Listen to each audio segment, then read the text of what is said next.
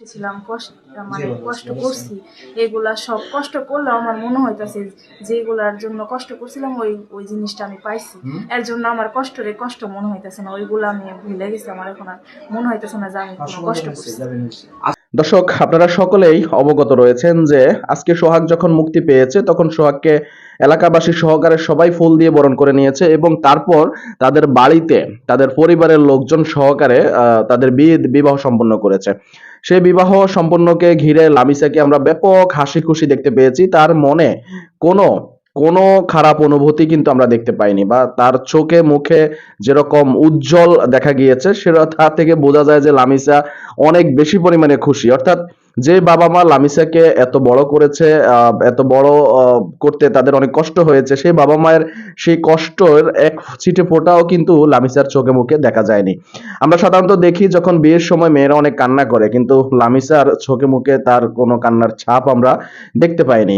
দর্শক, আজকের বিয়ে সম্পর্কে অর্থাৎ সোহাগের সঙ্গে লামিসার যে আজকে বিবাহ সম্পন্ন হয়েছে সেই বিয়ে সম্পর্কে লামিসা কিছুটা কথা বলেছেন। আমরা সেই কথাগুলো আপনাদেরকে শোনাতে চাই এবং আপনাদেরকে অনুরোধ করতে চাই শেষ পর্যন্ত অবশ্যই দেখবেন। শুরুতে কিছুটা দেখিয়েছি, এখন বাকি অংশটুকু দেখাবো, সঙ্গেই থাকুন। ছিলাম কষ্ট, মানে কষ্ট করছি, এগুলা সব কষ্ট করলেও আমার মনে হইতাছে যেগুলার জন্য কষ্ট করছিলাম ওই ওই জিনিসটা আমি পাইছি। এর জন্য আমার কষ্ট মনে হইতাছে না, ওইগুলো আমি ভুলে গেছি। আমার এখন আর মনে হইতাছে না যে আমি কোনো কষ্ট করছি। আজকের দিনটা আপনার জন্য আসলে মানে আপনার মধ্যে কি একটা দিনের মতো মনে হচ্ছে? আমাকে কি একটা দিনের মতো মানে মনে হচ্ছে সেটা বলতে পারবো না, কিন্তু আমার মনে হইতেছে আমার ভিতর থেকে কেমন জানি একটা মানে হইতেছে, আর কেমন জানি একটা খুশি লাগতেছে। আমি মানে বইলা বুঝাইতে পারবো না যে আমার এতটা খুশি লাগতেছে যে মানে বলার মতো না। আজকে কি ঈদের চাইতে বেশি খুশি লাগতেছে?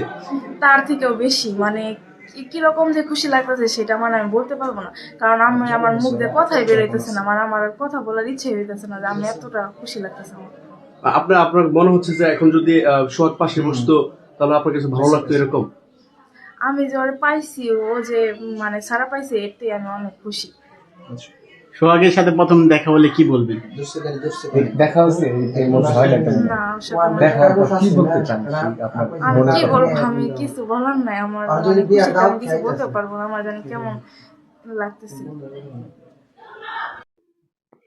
প্রিয় দর্শক, নিশ্চয়ই দেখেছেন লামিসা কতটা হাসি খুশি ছিল, কতটা হ্যাপি ছিল এবং মনে হচ্ছে সে তার দিন দুনিয়া সবই পেয়ে গেছে। কিন্তু আমরা সকলেই জানি যে বাবা মার অমতে বিয়ে করলে সেই সংসারে সুখী হওয়া যায় না।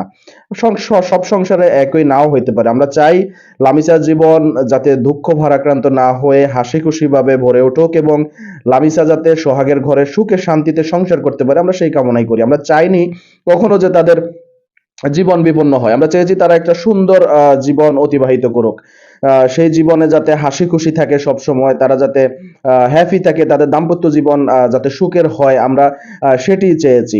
তো লামিসা তার পরিবারের উদ্দেশ্যে কি বলেছেন সেটি আপনারা শুনতে পেয়েছেন। আসলে লামিসা একটা আবেগী মেয়ে, ছোট মেয়ে, এখনো বয়স কম, সে এখনো সবকিছু বুঝে উঠতে পারে না, যার কারণে সে উল্টাপাল্টা হয়তো বা বক্তব্য দিতে পারে। সেটি আপনারা সুন্দরভাবে দেখবেন বলে আমার বিশ্বাস। দর্শক, এই বিষয়ে আপনাদের মন্তব্যকে আমাদের কমেন্টস বক্সের ঘরে লিখে জানাবেন। আজকের ভিডিওটি কেমন লেগেছে সেটি জানাবেন। ভালো লেগে থাকলে অবশ্যই ভিডিওতে লাইক দিবেন, শেয়ার করে অন্যকে দেখার সুযোগ করে দিবেন। চ্যানেলে নতুন হলে সাবস্ক্রাইব করবেন। ধন্যবাদ সবাইকে, ভালো থাকবেন, সুস্থ থাকবেন। পরবর্তী ভিডিওতে দেখা হবে ইনশাআল্লাহ। আসসালামু আলাইকুম।